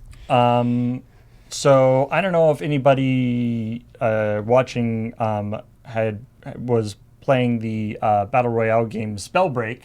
Oh, right. Statistically, you probably weren't. Yeah. But Spellbreak, the studio that made Spellbreak. Wait, are you sure? Anyway. Oh, no, wait, sorry. Proletariat. Proletariat. Got absorbed by the bourgeoisie. Yeah. Proletariat, which is the company that made Spellbreak, is shutting down Spellbreak because they got bought by Blizzard basically to make Dragonflight content. And if you think it's... So the 100-person studio basically just being like, now make different pictures of swords. Yeah. Or whatever. And if you're like me, you also think it's super fucking funny that Activision Blizzard bought Proletariat while they're in the midst of trying to not acknowledge a union. Well, and also, they're also in the midst, like... Can you buy other companies while you're in the midst of being bought? Well, Well, no, that's it's what I was that they're thinking. buying Proletariat, the Proletariat. I get yeah. your joke. It's very Great. funny. But it's like, I was thinking about that too. It's like Microsoft is currently buying Activision Blizzard. Uh-huh. And Which Microsoft is like, but we do... So we get that company too, I Yeah. guess? I mean, you're It's like a pack-in. but like that. These 100 people are just hey, we'll throw these guys in too. It feels like you accidentally bought some DLC while Yeah, you were on the yeah. way. Like I don't know. It's like, you go to the store and there's like the two things that are taped together. Yeah. It's like the little extra bottle of whiskey that's hanging off the big bottle of whiskey to, you should buy this too. And it's like, yes, let me get drunk off of these workers. Yeah, but in that case, it's the same thing, and maybe you don't want. So they got brought in to do just expansion content, really. That's what their thing is that yeah. we brought you in to do this. We brought you in apparently to work on Dragonflight. And they were working on what beforehand? Spellbreak? Yeah, so they had their own sort of magic-based battle royale game called Spellbreak that just didn't Really grab onto... they say couldn't get the escape velocity necessary for us to continue to expand. It's a good term, right? The idea of if you make a video game, you need escape velocity. And and it's true. I mean, we've seen that thing where people will be like, "Here's this brand new game," and then 3 months later, shutting down the game because it's just if it's not instantly popular, if it's not popular by now, if we're it's not. not, There's if it's nothing not we can making do. the numbers they want, they're cutting their losses essentially. Essentially, yeah. I still think that it might be an interesting thing to see happen, where studios that are having this happen to them, like this is a thing that Activision Blizzard or maybe eventually Microsoft could be like, oh, we liked aspects of Spellbreak. Let's just sit on that for another couple of years and wait till more of these battle royale games go away, and then boom, we'll just be back in the thing with we're making Spellbreak 2 and here it is, or we're just going to re-release it and see what like they did with Rainbow Siege 6, right? Like Rainbow Six Siege. Yes. Thank you. Whatever, close, but but that game where it was like that I feel game like didn't do well. The Rainbow Siege is probably a whole different thing. Yeah, maybe. It was Pride Month. Also, Yeah. I think that in Canada we should keep the flags up one day longer for Canada Day. I think that would be fun. I think we should just keep the flags up all year. Well, yeah. But if rather than just yank them all down on Canada Day, be like, no, leave them up for a little while longer. We'll get them into it slowly. Canada Day, then all of July. Yeah, then Arbor Day. And by that point, they'll have forgotten, and we can keep them up. If you print a tree on the Pride flag, you can fly it on Arbor Day, and then you can have big parades about trees, gay trees. Obama's turning the trees gay. The trees are definitely gay. I like this. World of Warcraft general manager John Haidt told VentureBeat that it has sometimes been hard to hire enough people to keep up with what he calls a voracious appetite for content among the WoW fan base. Also, people keep leaving Blizzard. You have to make sure that people who make WoW and the people who play WoW are well supported, he said. No, that's great. Like that's you should. That's a good attitude. The people who make WoW should be well supported. So make sure they have their workers' rights. Yeah. Done. Problem solved. Yeah. Speaking of solved problems, Oh no. do you like Blade Runner? Not really. I watched a lot of it. For the sake of this, yes, intensely. I'm very into Okay, Blade well, Runner. we'll skip this story. I might then. have watched more Blade Runner than I think people in the moon base. And a lot of the... You are the deepest in the Blade Runner I- And franchise. I'll tell you So- why, because I might be the only one in the moon base who's watched Blade Runner Black Lotus. I don't think Cameron or Alex, who have probably both watched the Blade Runner movies multiple times, I don't think they've seen this particular aspect of the series. There's so many cuts of that. Anyway, Blade Runner is also a video game. Okay. Yeah. It's like I believe it's like a Isn't it based on a tabletop thing? there was a Or I'm there's get a confused tabletop. with like This is I believe this is an Shadowrun. RPG. Yeah, not Shadowrun. Yeah. But so Blade Runner, the game, I think was sort of a like a point and click adventure thing. Anyway,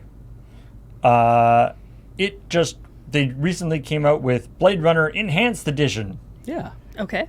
and it sucks. Why, though, if it's just an enhanced edition of the original game, why does it suck?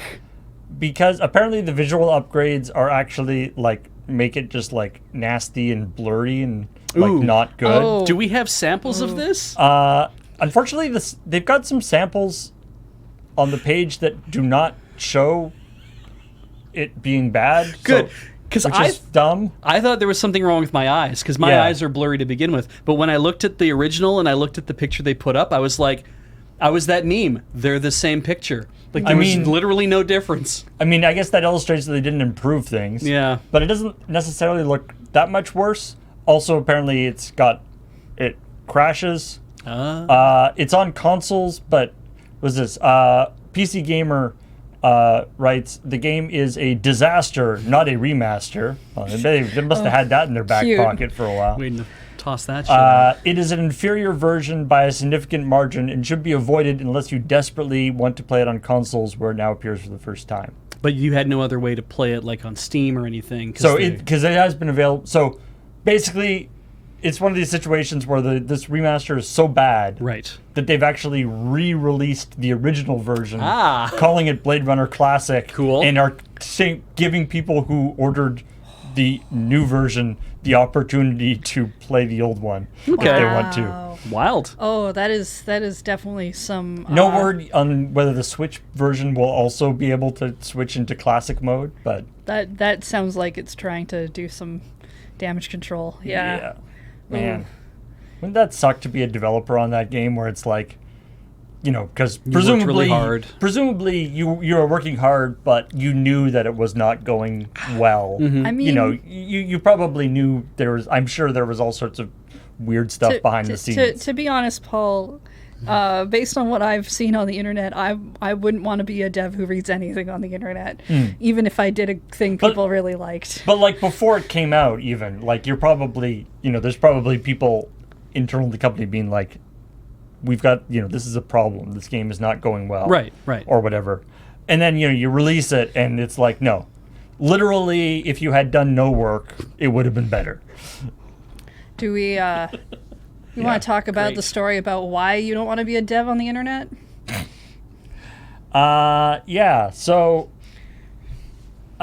we talked about a couple of months ago now that there's going to be a new Monkey Island game, Return to Monkey Island, which I swear one of the Monkey Island games was already called that, but apparently not. No, this was also in the Nintendo Direct Yeah. because it's going to be 'Cause they've- exclusive start on Nintendo or something. Oh, it's Like- cool. Yeah, exclusive Switch to begin with, anyway. Yeah.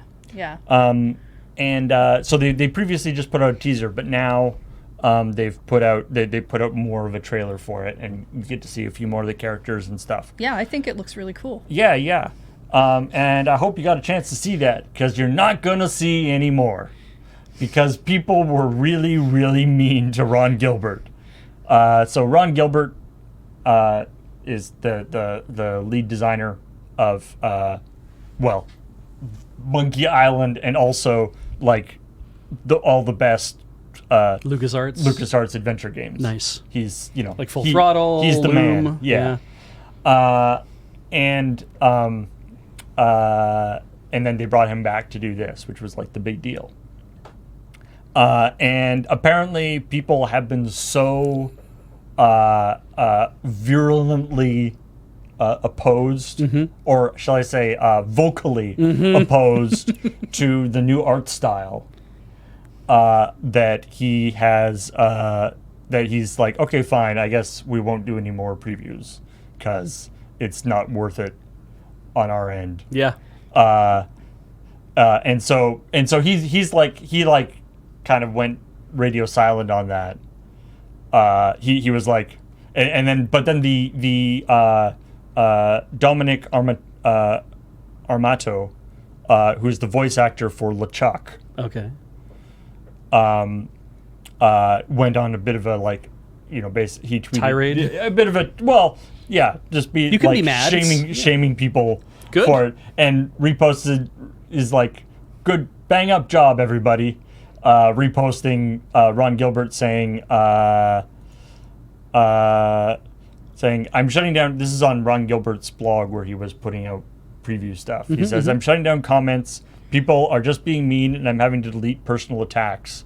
This is an amazing game, and everyone on the team is very proud of it. Play it or don't play it, but don't ruin it for everyone else. I won't be posting any more about the game. The joy of sharing has been driven from me. Yeah. Yeah.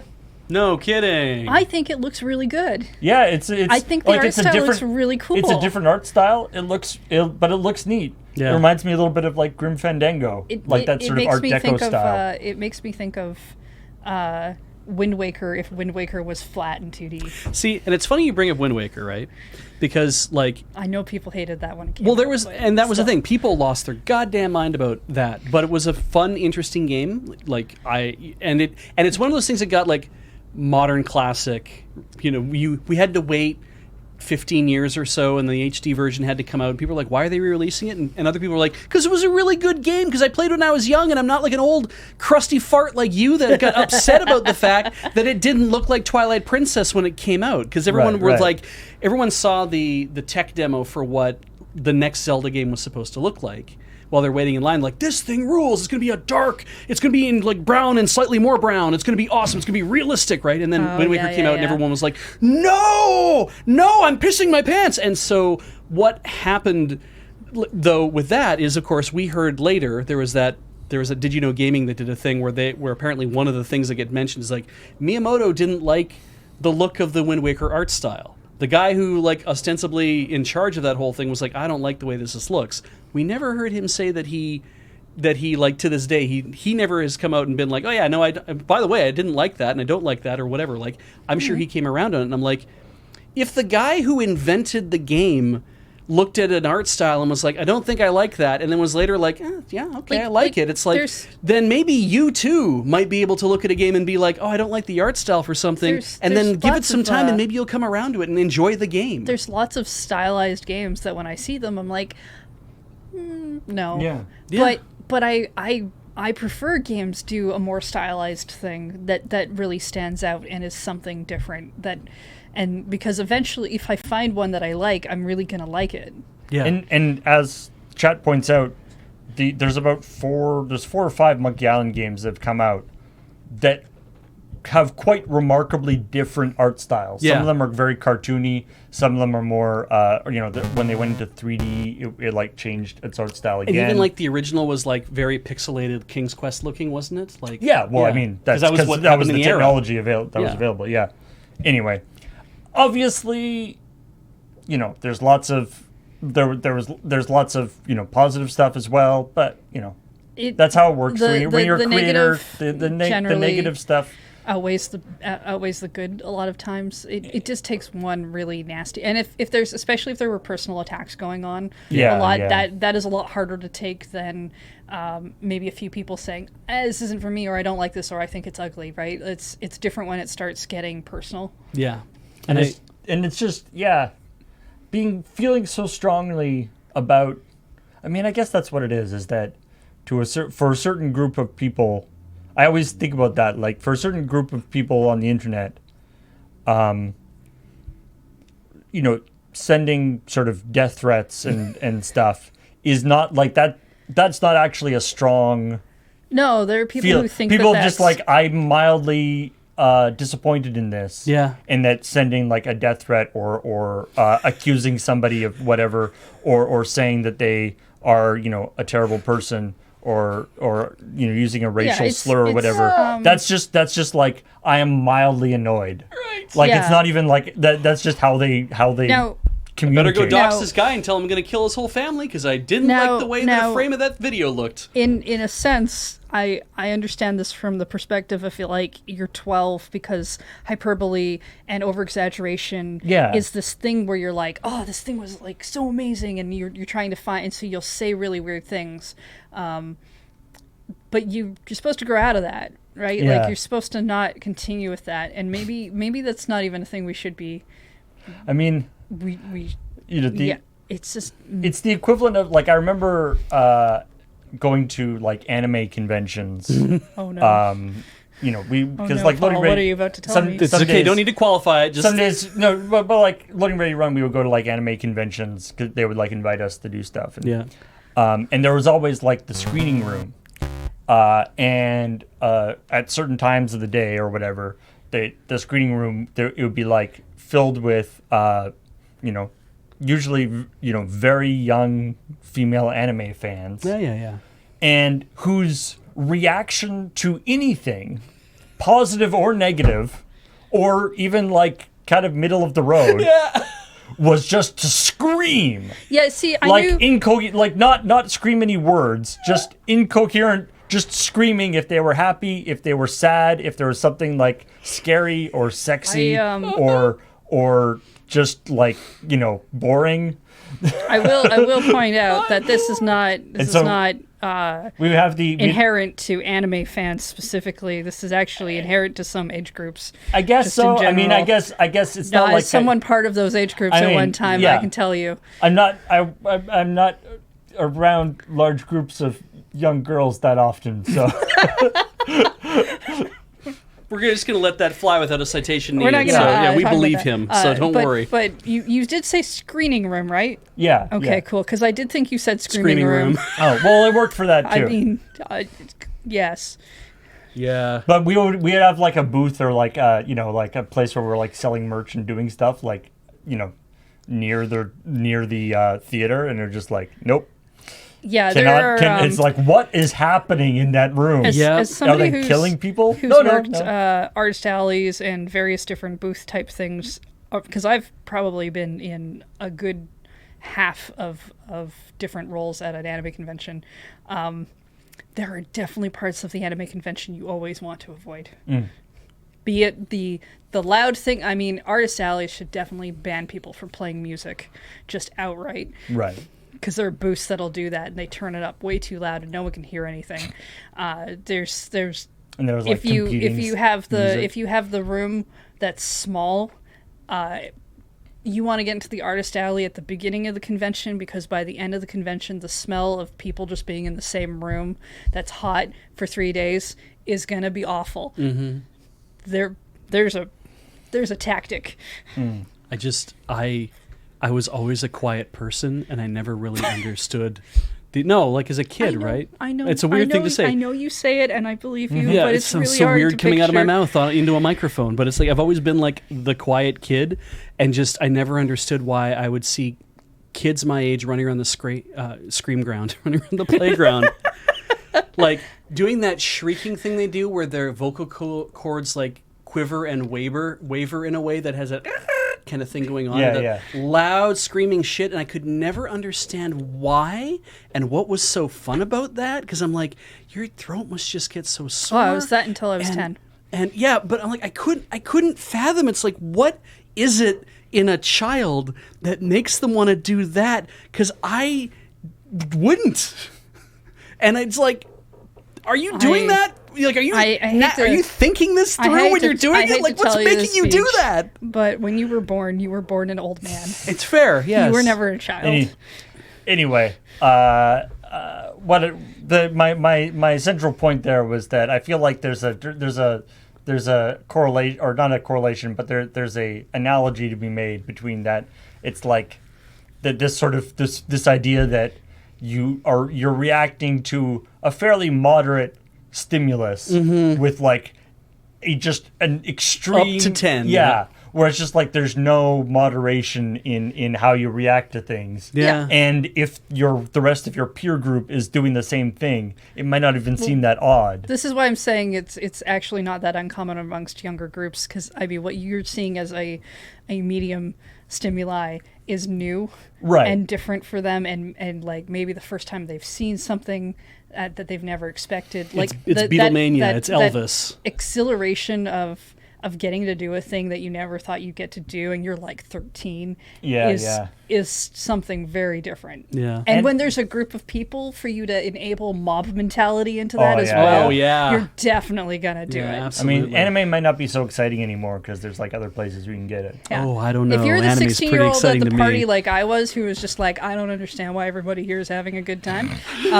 then maybe that doesn't affect you in that way. There are definitely people like that, but the whole fact that people do things as groups is a psychological thing on its own. Yeah. No. Anyway, if a new video game is coming out and it looks like something that you might not like, Go for a walk. that's cool. You know, not everything has to be something you like. Scream into a pillow. Yeah. Yeah. You know, I like screaming, and like get yourself a really good, like a really big pillow that you can just grab onto and scream really fully into. It's very cathartic. Yeah. Or For any reason, it doesn't have to be because you don't like a thing. you could be like Electronic Arts and put like the worst hot take tweet out. God. Did you see this? Was that the thing with the healing circles? No, they're like They're a 10, but yeah, it's like they're a 10, but they only like playing single player games.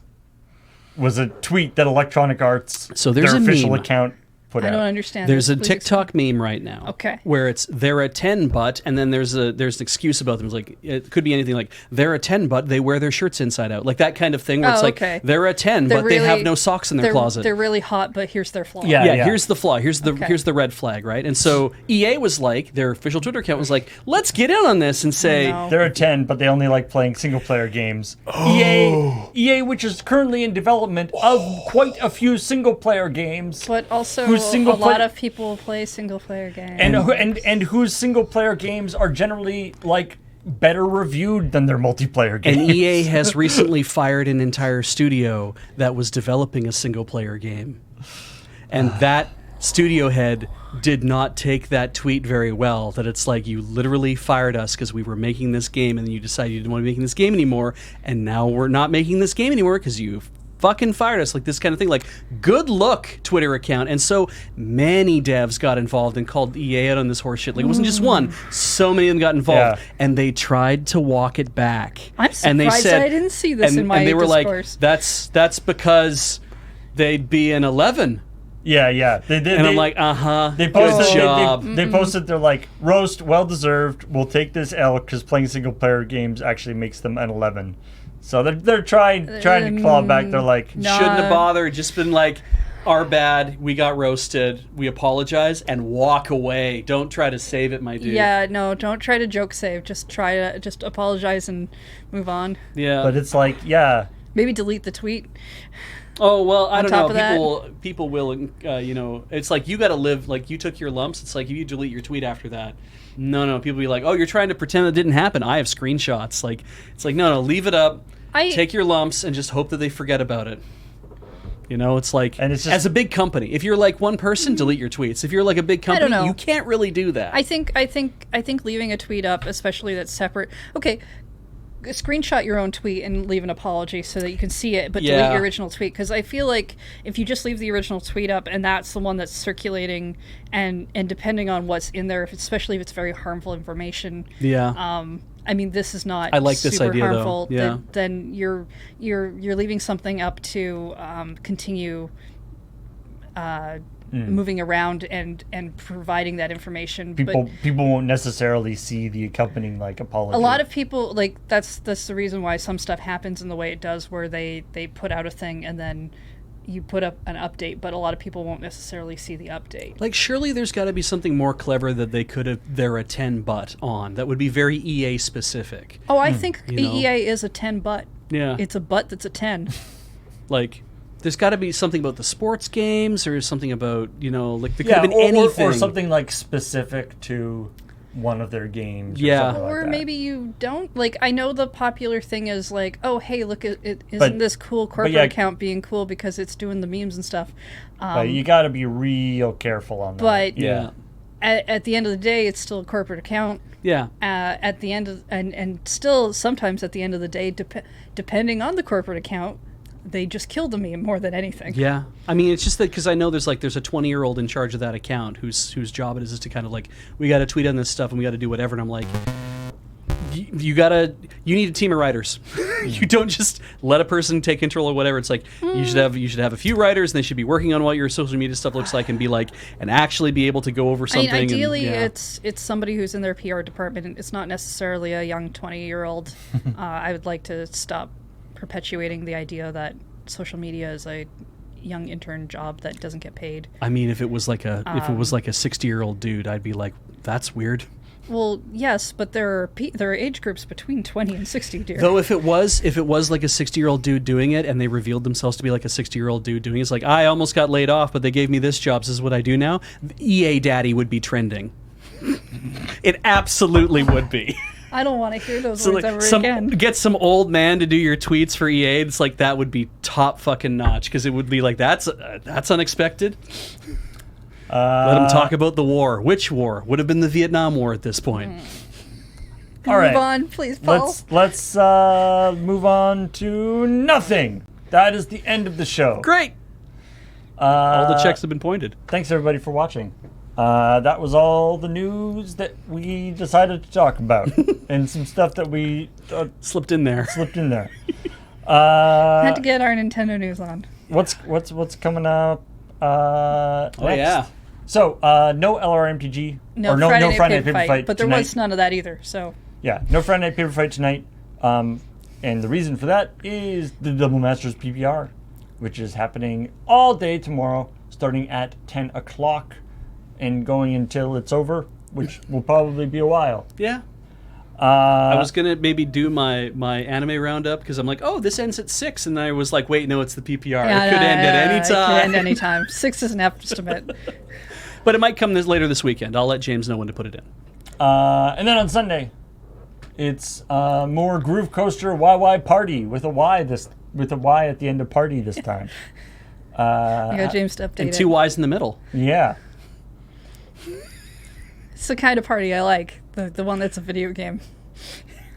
And then Wheeler is finally moved on from Yu-Gi-Oh! And is now playing Shadowverse, which is a game that apparently Wheeler was saying when he looked on Twitch, there were no English streamers of it. So he'll be the top. Does not surprise me, to be honest. Good for him. Let's get us a new audience. And then Corey is going to be drawing things on the Can't Draw Horses Club, or doing art of some kind. Drawn on the 4th of July. And then we're doing TMNT Shredder's yeah. That Revenge on sounds like Crossing fun. the Streams. If you want to get some of that old school Turtles in Time. Yeah, I believe we're retro doing action. 4-player. Yeah, I'm only bringing that up because this game can go up to 6. it can, yeah, but that would be a little tricky to set up in Studio A. And then LRMTG. So we've got a little bit of a change in the schedule. That's Oh yeah, not this a normal week Tuesday. is weird. It's gone PPR weird. weeks always are. Yeah. Well, this is a different thing. The Alchemy Horizons Baldur's Gate early access event. So that's Baldur's Gate, the commander set that we did Oh right. a while ago. The Commander Legends Battle for Baldur's Gate. Yes. Okay. This is the Arena Alchemy version of that set, because there isn't actually Commander on Arena. So anyway, a bunch of new cards. There's a bunch of new cards coming out on Arena. They're doing an early access event, and we're going to be involved with it. How many words do you have to add into your products? Heather has Magic. has such a hard time doing thumbnails because the titles are getting longer. I Magic have the to figure Gathering, out how to Commander, shorten them. Legends, I want to use Dungeons and Dragons, Battle for Baldur's Gate. I want to use the logo assets, So many but they're so big and they're clunky. Vascular. And how many words do there need to be in your product? Just like that, really, it's just like it just means new cards. Like you get right down to it. What's New Magic the Gathering? What does that mean? It means new cards. And then, so then Tuesday, so they'll be doing, I think that starts at 10 o'clock and it'll be going for quite a while. They'll be doing a longer stream, but they'll still be doing Let's Nope at 5 o'clock, continuing on with the Quarry.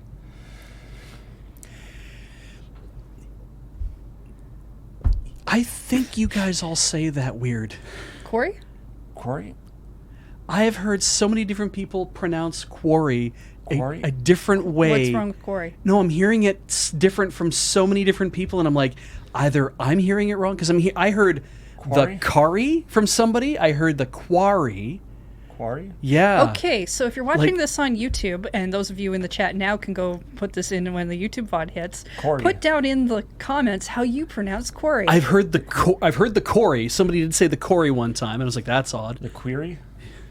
Quarry. I feel like that's going to confuse people if you say query. It's odd. Like it's like I keep hearing it differently from everybody. But yeah. Anyway. And then, Talking Sim, which would normally be on Tuesday, is now on Wednesday. They're going to be, they're back at Disco Elysium? Well, yeah, they didn't Cameron finish. has Cameron was returned. away, so Corey Right, did some other stuff in between. Right. To break it up. I think they're getting close. Yeah. So they're back to Disco Elysium. Ready to solve communism. And create then it. on AFK, Right. which is the beginning of Warhammer 40,000 month, which is Well, the they're month doing of July. kill teams, so I don't think there's 40,000 characters. Warhammer 40,000 Kill Team month, because the name Yeah. has to be longer. So this is what they're doing for AFK like all month long, right? Yeah. Yep. So all 4 episodes of AFK this month will be Warhammer 40,000 Kill Team. We've been painting and putting together models on Tinker Tailor Solder Fry during June. So you check out those VODs if you haven't, if you want to see some of the models that the guys have been making. And it should be super, super sweet. Everyone's very excited about it. Yeah.